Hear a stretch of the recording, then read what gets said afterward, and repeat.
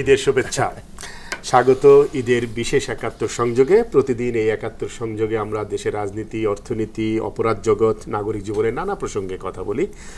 ঈদের এই দিনগুলোতেও আমরা রাজনীতি, বাংলাদেশের সমাজ সংস্কৃতি নিয়ে কথা বলবো, তবে নিয়মিত যারা বিভিন্ন টক শো কিংবা আলোচনায় নিয়ে মাথা ঘামান সেই ধরনের আলোচনা নিশ্চয়ই আজকে আমরা করছি না। ঈদ উপলক্ষে একাত্তর সংযোগের বিশেষ আয়োজনে আমরা কথা বলবো এমন কয়েকজন মানুষের সাথে যারা সরাসরি রাজনীতির সাথে জড়িত নন। আমরা কথা বলতে চাই যারা একটু ভিন্ন ঘরানার, ভিন্ন পরিবেশে কাজ করছেন, বিভিন্ন ক্ষেত্রে অবদান রাখছেন। তারা রাজনীতি নিয়ে, দেশ নিয়ে ভাবেন, তবে কি ভাবছেন, আগামী দিনে কেমন বাংলাদেশ দেখতে চান সেটাই জানবো তাদের কাছ থেকে। বুঝতে চাই প্রচলিত প্রতিষ্ঠিত মতের বাইরে আমাদের বাংলাদেশ নিয়ে তাদের ভাবনাগুলো কি। আমাদের আজকের আলোচনার বিষয় কেমন বাংলাদেশ চাই। আছেন আমার সাথে তিনজন বিশিষ্টজন। আমার ঠিক ডানে আছেন মো হামিদ, সাংস্কৃতিক ব্যক্তিত্ব, সাবেক মহাপরিচালক, বাংলাদেশ টেলিভিশন। আছেন বিশিষ্ট অভিনয় শিল্পী রোকেয়া প্রাচী এবং Gausul Alam Shawon, managing partner, country head, Grey Bangladesh. আপনাদের তিনজনকে স্বাগত। দর্শক আপনারাও আছেন আমাদের সাথে। আমরা শুরু করছি মো হামিদ আপনাকে দিয়ে। তিনজনের মধ্যে আপনি একটু সিনিয়র, তাই আপনাকে দিয়ে শুরু করা। আপনি তো দীর্ঘ সময় বাংলাদেশের রাজনীতি, অর্থনীতি, সংস্কৃতি সবই দেখেছেন, এর মধ্যে বিচরণও করেছেন। কোনো ক্ষেত্র নেই আমার ধারণা আপনাকে বোধহয় পাওয়া যায়নি। তো আপনার কাছে আসতে চাই যে কেমন বাংলাদেশ আপনি দেখতে চান আজ থেকে, যদি বলা হয় যে আজকে থেকে শুরু হোক আমার স্বপ্নের জায়গা। আসলে আজকের থেকে কি দেখতে চাই তার চেয়েও বড় যদি বলি যে স্বপ্নটা কি আসলে, অথবা কেমন দেখতে চেয়েছিলাম। কেমন দেখতে চেয়েছিলাম, যে বাংলাদেশ দেখতে চেয়েছিলাম সেটা আমরা এখনো পাইনি। মুক্তিযুদ্ধের সময় যখন আমরা নিজেরা ব্রিজ ভাঙছি, যুদ্ধ করছি, তখন সবচাইতে যে সুখের স্বপ্নটা আমার চোখে ভাসত সেটা ছিল যে ব্রিজটা আমরা ভেঙেছি সেই ব্রিজটা আবার গড়ার কাজে আমি নিজে কাজ করছি, সেখানে শ্রম দিচ্ছি। এটা ছিল আমার সবচেয়ে সুখের স্বপ্ন। তো আমাদের পরবর্তী জীবনটা, মুক্তিযুদ্ধের পরবর্তী জীবনটা ঠিক এমনটা হয়নি। আমার ইউনিভার্সিটি খুললো 8ই ফেব্রুয়ারি। মধ্যবর্তী সময়টা আমি গ্রামের থেকে কিছু স্কুল তৈরি করেছি, নাইট স্কুল, যেখানে যারা শিক্ষা সুযোগ পাননি তাদের জন্যে। সেখানে বাবা ছেলে একসঙ্গে স্কুলে যেত, এমন ছিল। 5টা স্কুল করেছিলাম, কিছু রাস্তা করেছিলাম। অল্প সময়, 1.5 মাস সময় পেয়েছিলাম, 1.5 মাস এরকমই। তো যাই হোক, ফিরে এলাম আমি ইউনিভার্সিটিতে। এখানে এসে কিন্তু প্রচুর হতাশার চিত্র দেখেছি, তখনই তৈরি হচ্ছিল। এবং এই হতাশাটা যে কিছুটা জেনুইন না তা বলবো না, তবে অনেকটাই কৃত্রিমভাবে তৈরি করা হয়েছিল। একটা বিভ্রান্ত করে ফেলা হচ্ছিল যেন মুক্তিযুদ্ধ আমাদের কিছুই দিচ্ছে না, সবকিছু আবার কেড়ে নিয়েছে, সবকিছু কেড়ে নিয়েছে। আসলে এত বড় একটা ধ্বংসযোগ্য এবং একেবারে অর্থহীন, কপর্দকহীন দেশ, সমস্ত ব্রিজগুলোর মধ্যে প্রায় বড় ব্রিজের 60 ভাগ ভাঙা, রাস্তাঘাটে চলাচলের জায়গা নেই, শিক্ষা প্রতিষ্ঠানগুলো ধ্বংস হয়ে গেছে, 1 কিলোমিটারও নাকি যাওয়া যেত না, মানুষের মৃত্যু এত। এই তার মধ্যে দিয়ে যে দেশটা গড়বে কি করে, এই চিন্তার চাইতে হতাশা জাগিয়ে তোলা হয়েছিল। এই হতাশার সুরটা কিন্তু বহুকাল টিকিয়ে রাখার চেষ্টা করা হয়েছে মুক্তিযুদ্ধের প্রশ্নে। কিন্তু একসময় তো আমরা ঘুরে দাঁড়িয়েছি এবং সেজন্য অনেক সময় লেগেছে। এবং এখন যখন আমরা ঘুরে দাঁড়িয়েছি আবার মুক্তিযুদ্ধের চেতনা নিয়ে, তখন আমাদের স্বপ্নগুলো আবার ডালপালা ছড়াতে শুরু করেছে। এখন তো স্বপ্ন যা দেখি, মানে এমন স্বপ্নই দেখি যে একটা সময় আসবে, হয়তো খুব দূরে নয়, যখন বাংলাদেশে কোনো ভিক্ষুক পাওয়া যাবে না। আপনি ভিক্ষা দিতে চাইলে আপনার সে ভিক্ষাটা জড়ো করতে হবে পৃথিবীর অন্য কোনো দেশে কোথাও পাঠানো যায় কিভাবে দরিদ্র মানুষের জন্য, সেরকম একটা সময় হতো। কিন্তু অনেকে তো বৈষম্যের কথা বলে যে বাংলাদেশের উন্নতি হচ্ছে, কিন্তু বাংলাদেশের একই সাথে বৈষম্য বাড়ছে। আসলে এই পুঁজিবাদী ব্যবস্থায় যখন নাকি অর্থনৈতিক বিকাশ ঘটে, তখন কিন্তু সম্পদের বন্টনটা খুব বৈষম্যপূর্ণভাবেই হয়। তখন যে শ্রমিক থাকে বা যারা শ্রম দিয়ে গড়ে তোলেন আর যারা শ্রমকে কাজে লাগান, তাদের মধ্যে মানে সম্পদের জড়ো হওয়ার ক্ষেত্রে বিস্তর পার্থক্য তৈরি হতে থাকে। কিন্তু সম্পদের ব্যবস্থাপনাটাই আসলে, কিন্তু ব্যবস্থাপনা এবং বন্টনের জায়গাটা শুধু নয়, ব্যবস্থাপনাটা এখন খুব ইম্পর্টেন্ট হয়ে গেছে। আমি একটু হামিদ ভাই, আমি এই জায়গাটা অন্য জায়গায় আসতে চাই। আমরা নিশ্চয়ই অর্থনীতি নিয়ে কথা বলবো, কিন্তু আপনার যে দুজন আজকে সহযোগী আছেন এখানে, আমরা কথা বলতে ডেকেছি তারা অত্যন্ত তরুণ বয়স আপনার তুলনায়। আপনি 75 পূর্ববর্তী এবং 75 পরবর্তী আমাদের সাংস্কৃতিক জগৎটা দেখেছেন। আপনার কাছে ভিন্নতার জায়গাটা কোথায় আজকের জায়গায় দাঁড়িয়ে? আমরা 75 পর্যন্ত যে কাজগুলো করতে পেরেছি সেটা কিন্তু বাংলাদেশের সাংস্কৃতিক জগতের, আমি তো নাটকের ক্ষেত্রে কাজ করেছি প্রধানত, এটা কিন্তু একটা মোড় পরিবর্তনের ধারা সূচনা করে ফেলেছে। একেবারে ভবিষ্যতের বাংলাদেশের নাট্যধারা কিভাবে চলবে তার ভিত্তিটা কিন্তু তৈরি হয়ে গেছে 75-এর মধ্যে। ফলে 75-এর পরে যখন আমাদের নাটকের মঞ্চায়নের ক্ষেত্রে নানা ধরনের বাধা সৃষ্টি হতে শুরু করলো, সেই বাধাগুলো কিন্তু নাট্যকর্মীরা মানল না। এবং এই না মানার ব্যাপারটা নাটকের লোকদের মধ্যে যেভাবে ছিল, অন্য সাংস্কৃতিক শাখার লোকদের মধ্যে অতটা ছিল না। এবং এই না মানার যে অবস্থানটা আপনি দেখবেন যে যত রকম মানে স্বৈরাচারী শাসন হোক বা অপশাসন হোক বা সামরিক শাসন হোক, তার বিরুদ্ধে প্রথম প্রতিবাদ কিন্তু নাট্যকর্মীরা গড়ে তুলত। তার সঙ্গে অন্যরা যুক্ত, নাটক থেকে শুরু করে নাট্যকর্মীরা ছিল তার মূল, মানে একেবারেই শুরুতে চালিকা শক্তি হিসেবে শুরু করতো, তারা জড়ো করতো সবাইকে। এই যে নাটকটা কেন পারে, তারা পেরেছে এই জন্য যে নাটকটা একটা সংঘবদ্ধ শিল্প। এখানে একা একা তুলি দিয়ে আঁকা যায় না, এখানে একা একা গান গেয়ে রেয়াজ করে খুব বড় শিল্পী হওয়া যায় না, এখানে দল দরকার হয়, টিম ছাড়া নাটক হয় না। এই টিম চিন্তা করতে গিয়ে তাদের শক্তিটা তারা নিজেরা উপলব্ধি করতে পারে, বুঝতে পারে, এবং মানের মানুষগুলার চেতনা একসাথে হয়ে তারা আরো শানিত হয়, so they can play better role. ঠিক এই প্রশ্নটাই রোকেয়া প্রাচী আপনার কাছে, আপনিও নাটকে দীর্ঘ সময় আছেন, চলচ্চিত্র করছেন, নাটক যারা করেছেন, আমি নিজে সাংবাদিক হিসেবে নাট্যকর্মীদের দীর্ঘ সময়ের আন্দোলনটা পথে ঘাটে আমি নিজে কাভারও করেছি, দেখেছিও, তাদের সাথেও ছিলাম। এবং হামিদ ভাইয়ের একটি কথাই ঠিক, যে স্বৈরাচারের আমলেও আমরা দেখেছি যে কোনো, হ্যাঁ আমিও ছিলাম, আপনিও ছিলেন, সেই রোলটা কি এখন আছে নাকি আকাশ সংস্কৃতির কাছে কিছুটা পরাজিত হয়েছে? আমি হামিদ ভাইয়ের সাথে খুবই একমত। সেই সময় যে শক্তিটা ছিল, তখন আমরা সম্মিলিত শক্তির মানুষজন ছিলাম। সেখানে নাট্যকর্মীরা হয়তো শুরুটা করেছে, কিন্তু সেখানে সকল সাংস্কৃতিক কর্মকাণ্ডের সবাইকে কিন্তু আমরা পেয়েছি।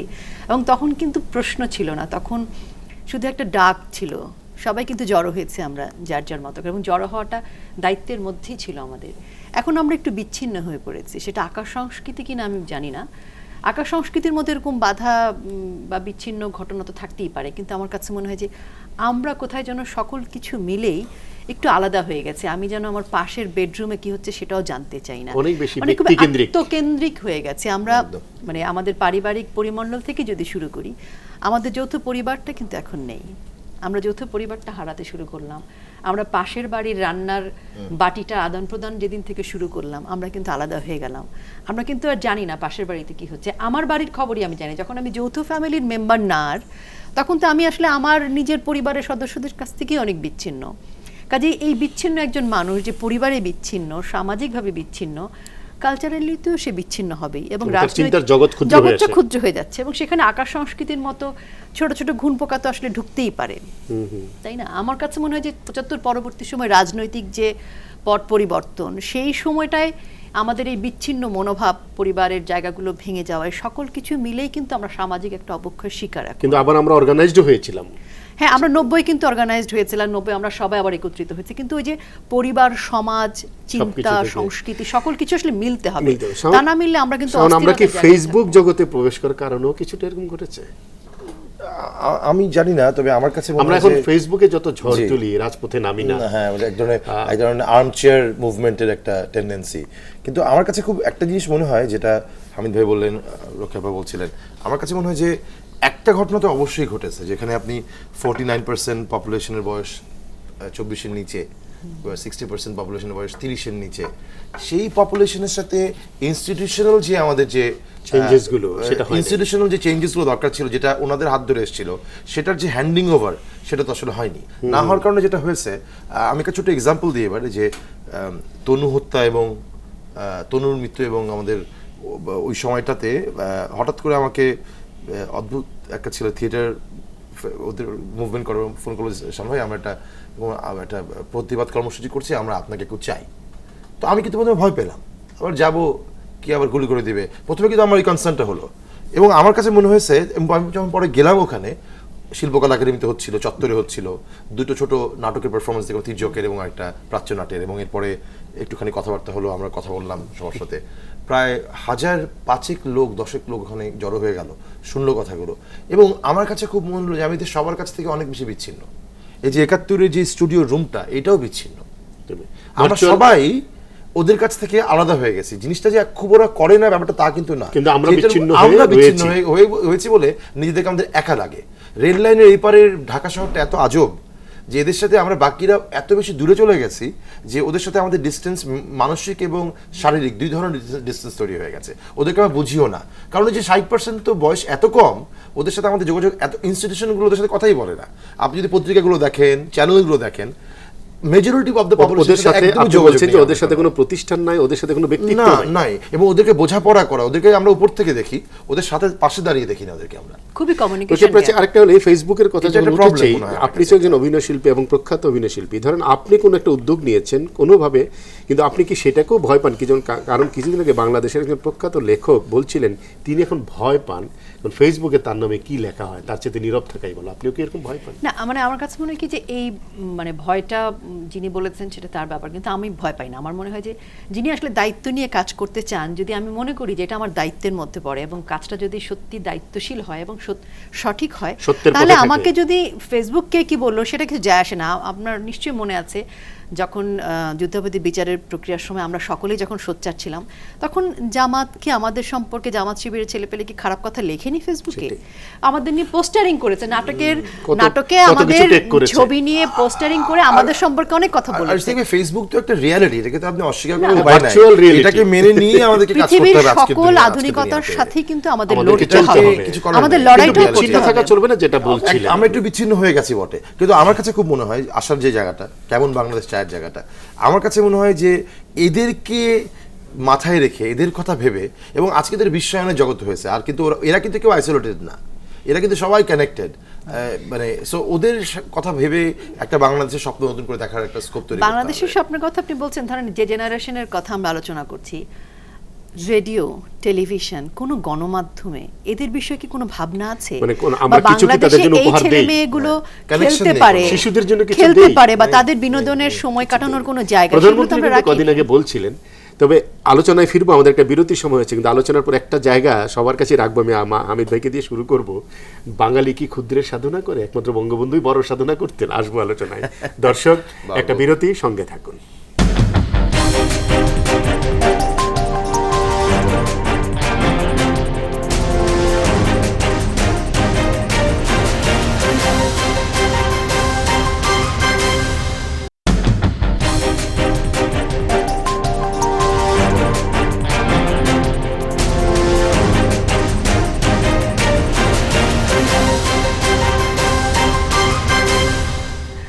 আরেকবার স্বাগত ঈদের বিশেষ ৭১ সংযোগে। সঙ্গে থাকার জন্য ধন্যবাদ। মোহাম্মদ, বিরতির আগে যা বলছিলাম, আমাদের ক্ষুদ্রের সাধনা, আমরা শুধুই কেবল ক্ষুদ্রের সাধনা করি, এরকম একটা কথা আছে।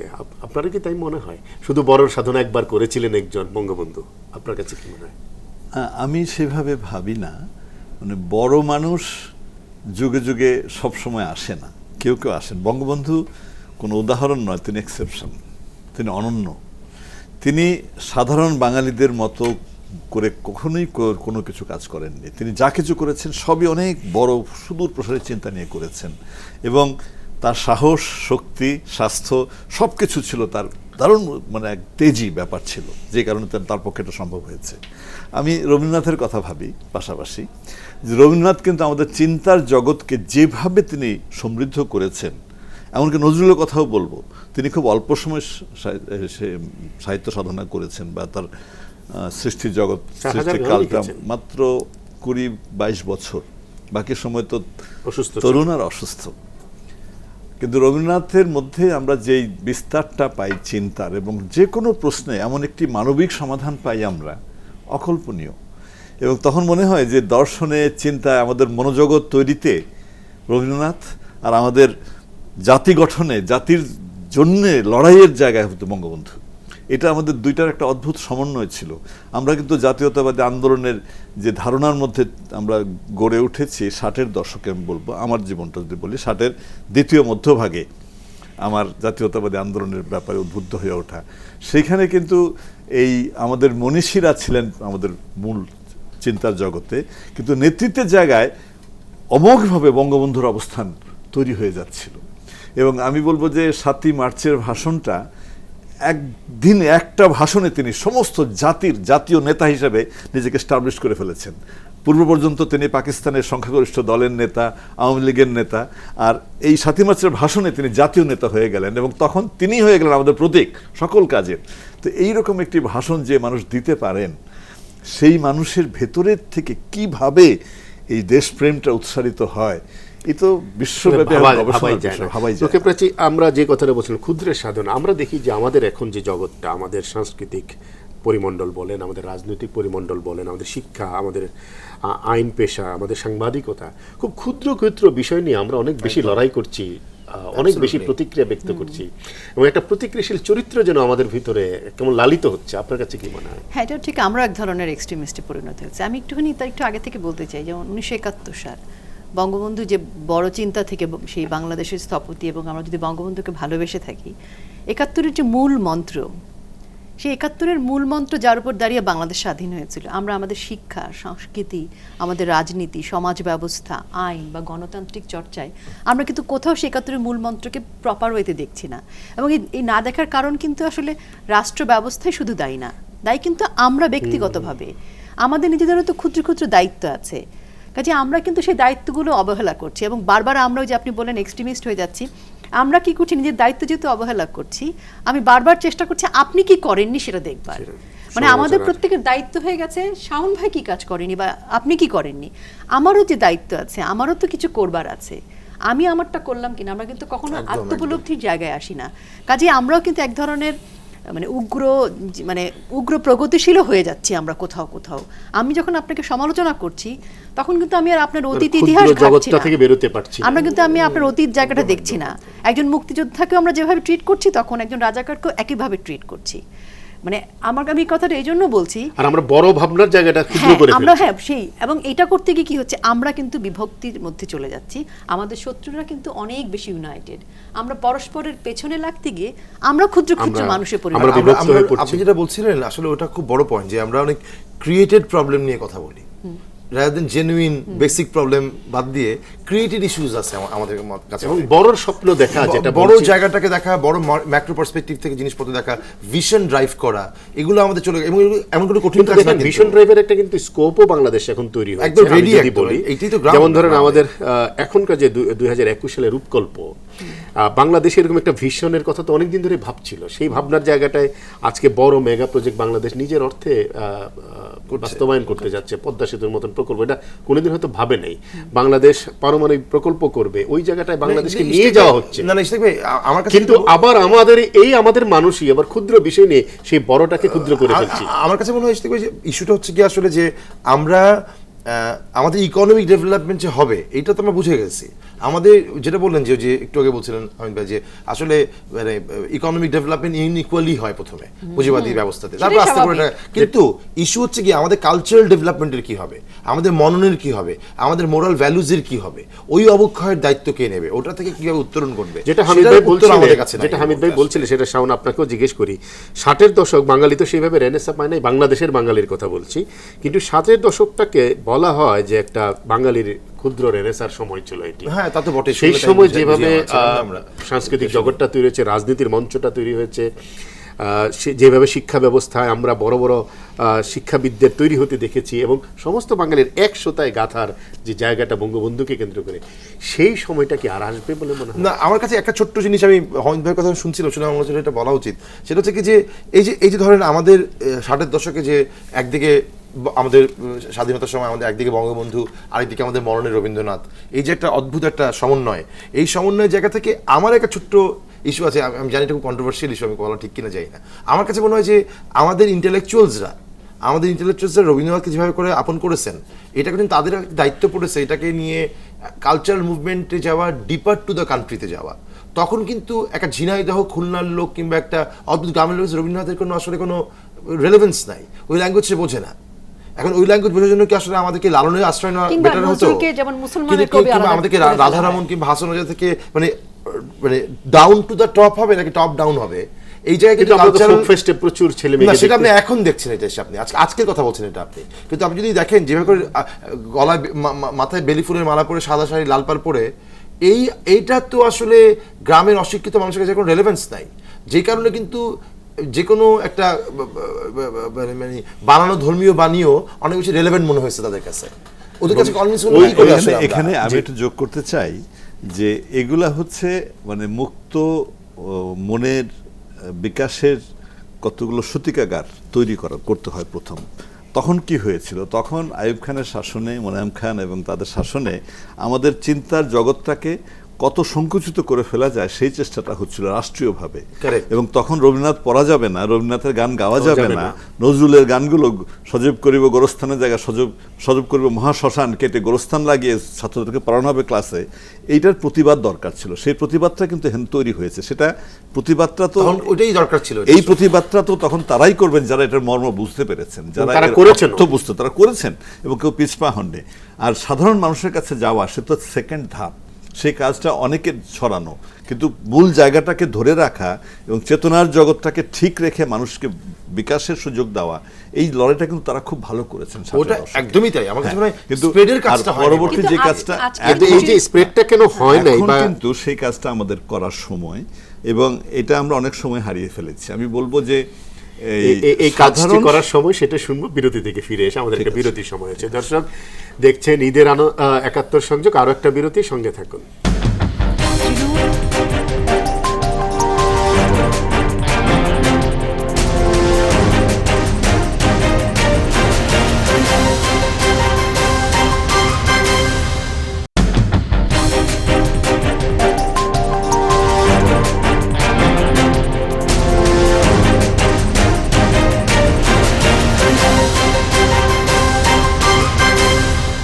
আছেন ৭১-এ, দেখছেন ৭১ সংযোগ, ফিরলাম আলোচনায়। রোকেয়া প্রাচী আপনার কাছে। কিন্তু এই যে আমরা এত কথা বলছি, কিন্তু তারপরেও তো দেখি কবিতা পরিষদের অনুষ্ঠানে প্রচুর কবি কবিতা পড়তে আসেন সেই দূরের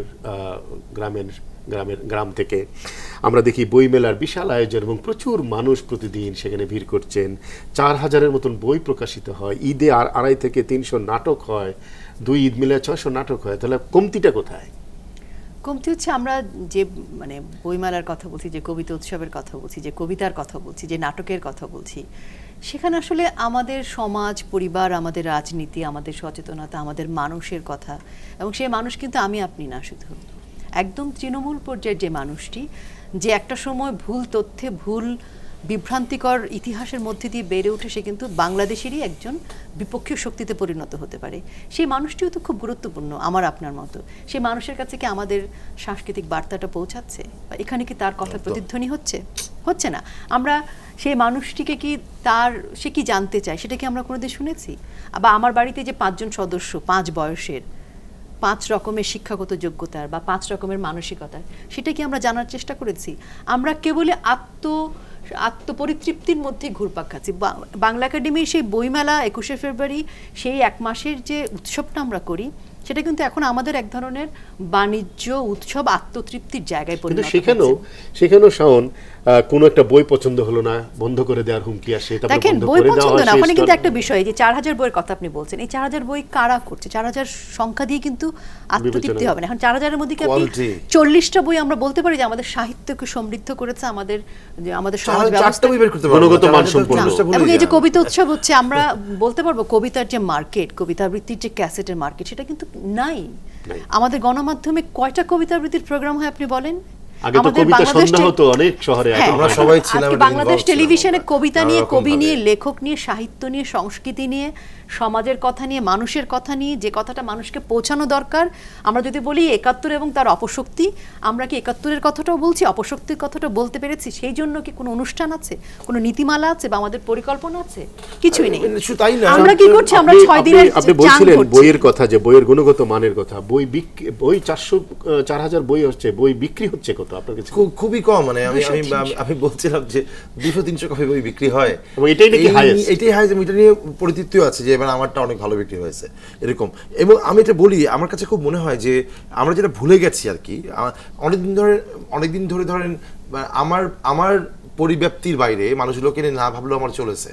কিন্তু এখন যখন আমাদের ইকোনমিক ডেভেলপমেন্ট হওয়া শুরু হয়েছে, পার ক্যাপিটা ইনকাম বাড়ছে, আপনি ঢাকা থেকে শীতকালে একটা গাড়ি নিয়ে কিংবা বাসে যখন যেতে থাকবেন, আপনি গ্রামের দিকে দেখবেন যে কারো পা খালি না, কারো গায়ে একটা গরম কাপড় নিয়ে এরকম লোকে পাবেন না কিন্তু খুঁজে আপনি। এদের চেহারাও দেখবেন দুর্ভিক্ষ পীড়িত নয়, না, এদের কাছে টাকা এসছে কিন্তু পকেটে, এদের একটা টিভি হয়েছে, স্যাটেলাইট কানেকশন হয়েছে, ফ্রিজ হয়েছে, কলকাতার চ্যানেলগুলো রমরমা ব্যবসা করছে, হ্যাঁ। তো ও কিন্তু ওর মতো করে ও কিন্তু গড়ে উঠছে। কিন্তু আপনি সাহায্য করেন কিংবা না করেন, আপনি কিছু বলেন কিংবা না বলেন, ওর কিন্তু মানসিকতা তৈরি হচ্ছে। কিন্তু সেখানে আমাদের কোনো রোল নেই, কিন্তু কোনো আমাদের রোল প্লে করছি না। কিন্তু আমরা কিন্তু তাদের বোধে মননে কোনো কিছু যুক্ত করছি না। মেজরিটি আমরা কয়টা মানুষ ঢাকা শহরে 16 কোটি মানুষের মধ্যে 50 লক্ষ সাথে তো ঠিকমতো। তাহলে একটা বেসিক প্রশ্ন দ্বারা হামিদ ভাই, এই প্রশ্নটাই আপনার কাছে উত্তর চাইবো, তাহলে কি আমাদের বাংলাদেশের রাজনৈতিক সংস্কৃতিটাই দুর্বল হয়ে পড়েছে? আমি ওই পয়েন্টে না গিয়ে আরেক জায়গা থেকে শুরু করতে চাই। আমি বলতে চাই যে আমাদের এই কাগজ কলমের জগৎ থেকে হঠাৎ করে আমরা ইন্টারনেটের জগতে চলে গেছি। এখন কেউ চিঠি লেখে না, সুপার হাইওয়েতে চলে গেছি। এবং এই যে ইন্টারনেটে গেলাম, এখানে কিন্তু প্রতিষ্ঠানের কোনো রোল রইল না, একদমই রইল না। প্রতিষ্ঠান কিন্তু শেখালো না, শিখলো প্রত্যেকে ইন্ডিভিজুয়ালি। এবং এর প্রাতিষ্ঠানিকীকরণ যেহেতু এখনো হয়নি, এই যে মোবাইলের মধ্যে দিয়ে আজকে সকল বিশ্বে সবকিছু চলে আসছে এখানে। নজরুলের সে কবিতার কথা মনে হয়, দেখবো এবার জগৎটাকে আপন হাতের মুঠোয় পুরে। আপন হাতের মুঠোর মধ্যে মুঠোফোন, এর মধ্যে সমস্ত জগৎকে আমি দেখতে পাচ্ছি আজকে। নজরুল কি বুঝে লিখেছিলেন জানি না, কিন্তু এটা আজকে বাস্তব। কিন্তু এই যে মুঠোয় পুরে দেখলাম বিশ্ব, কোন বিশ্বকে আমি দেখছি, সেই বিশ্ব কাছ থেকে আমরা কি কি নিচ্ছি, কি কি দিচ্ছি, ইম্পর্টেন্ট হয়ে গেছে। আমরা যখন দরজা বন্ধ করে আমাদের ছেলেমেয়েরা কম্পিউটার পড়ার নামে ঘরের ভেতর বসে থাকতো, আমরা বুঝতে পারতাম না কি করতো। এইভাবে কিন্তু একটা জেনারেশন ডিট্র্যাক্ট হয়ে গেছে। এটা ভুললে চলবে না, আমাদের এটা ভুললে চলবে না যে ড্রাগের একটা বিশাল এফেক্ট আমাদের সোসাইটিকে কিভাবে ধ্বংসের দিকে নিয়ে গেছে। এবং এই ড্রাগ টিকে থাকে কিভাবে? শুধুমাত্র মুনাফা, অতিরিক্ত মুনাফার কারণে ড্রাগের এই প্রচার বন্ধ করা যায় না।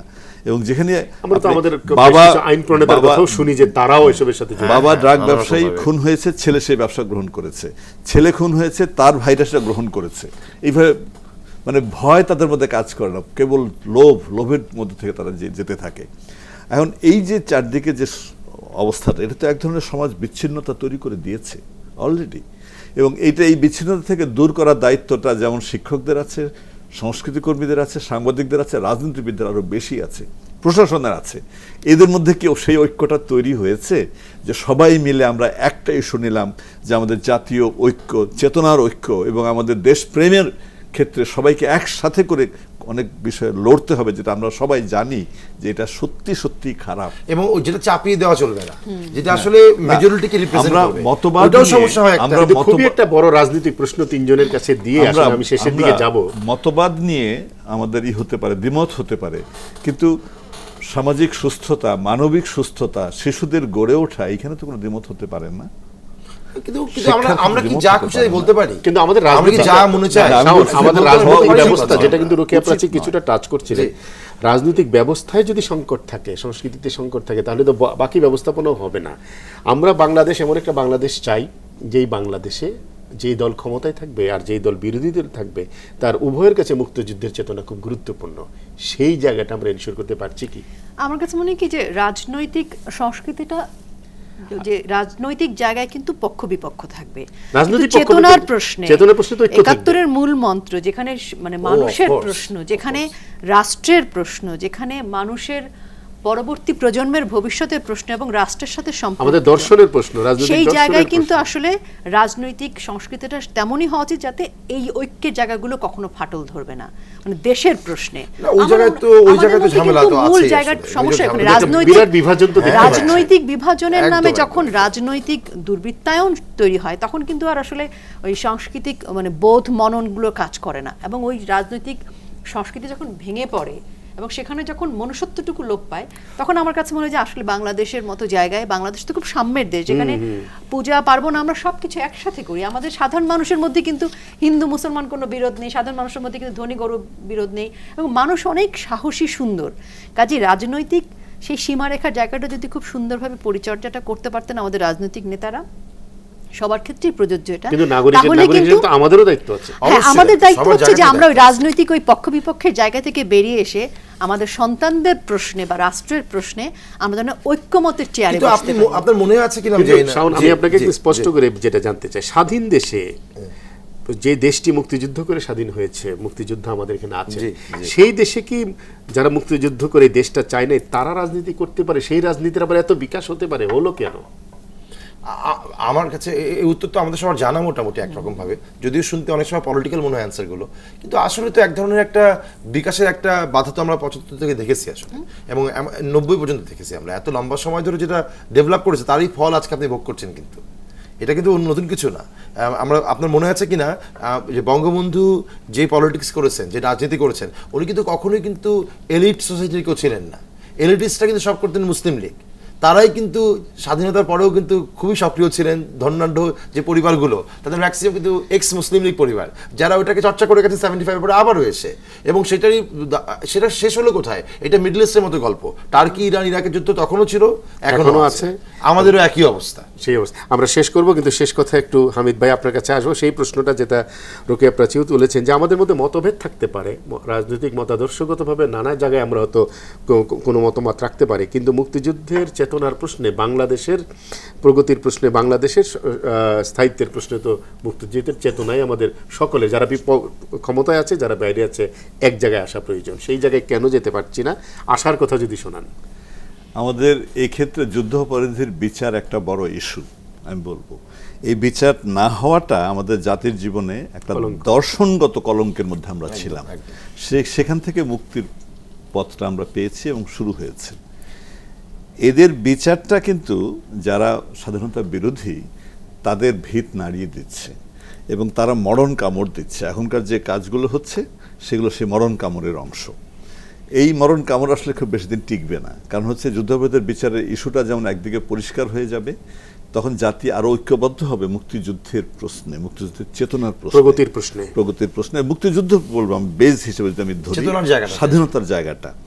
এবং এইখানে যার যে শক্তিটা এখন তৈরি হচ্ছে, তারা আমি ধারণা করি, বিশ্বাসও করি যে তাদের ভিতটা যখন নষ্ট হবে তখন তাদের তৈরি হওয়ার প্রক্রিয়াটাও কমে যাবে, বন্ধ হবে।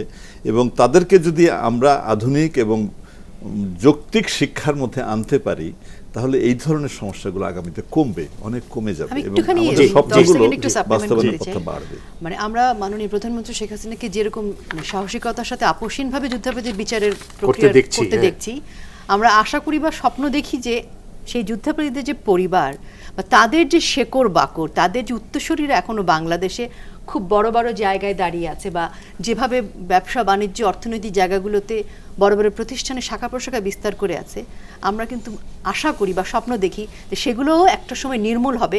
কারণ তারাও কিন্তু বিভিন্ন জঙ্গি বা বাংলাদেশের বিপক্ষে বাংলাদেশের উন্নয়নকে ব্যাহত করবার জন্য কাজ করছে। অবশ্যই আমরা সেই বাংলাদেশ চাই। আমি ছোট্ট একটা কথা বলি, খেলে আমার কাছে মনে হয় যে আমাদের এই মুক্তিযুদ্ধের যে চেতনা থেকে তৈরি হওয়া যে আমাদের যে সাংস্কৃতিক যে চর্চার জায়গাটা, সেই চর্চার জায়গাটা যদি আমরা সবাই মিলে ঐক্যের জায়গায় পৌঁছাতে পারি, মাদ্রাসা system, Bangla medium, English medium মিলিয়ে একটা ঐক্যের জায়গায় পৌঁছাতে পারি, যেখানে জাতীয় চেতনা তৈরি করা সম্ভব, সেই রাস্তা আমাদেরকে সবাইকে মিলে খুঁজে বের করতে হবে। আপনার জায়গা থেকে আপনাকে, আমার জায়গা থেকে ধন্যবাদ আপনাকে। একাত্তরের মূল মন্ত্রে ফিরে আসে। ধন্যবাদ শাওন, ধন্যবাদ রোকেয়া প্রাচী, ধন্যবাদ হামিদ ভাই, ধন্যবাদ দর্শক সঙ্গে থাকার জন্য। এমন বাংলাদেশ চাই যে বাংলাদেশ ক্ষুদ্রের সাধনা করে না, প্রগতির সাধনা করে, এবং সেই সাধনা করে মুক্তিযুদ্ধের মূল চেতনা, উদার অসাম্প্রদায়িক বাংলাদেশের চেতনা। আজকে এই পর্যন্ত, সবাই ভালো থাকবেন, একাত্তরের সাথে থাকবেন।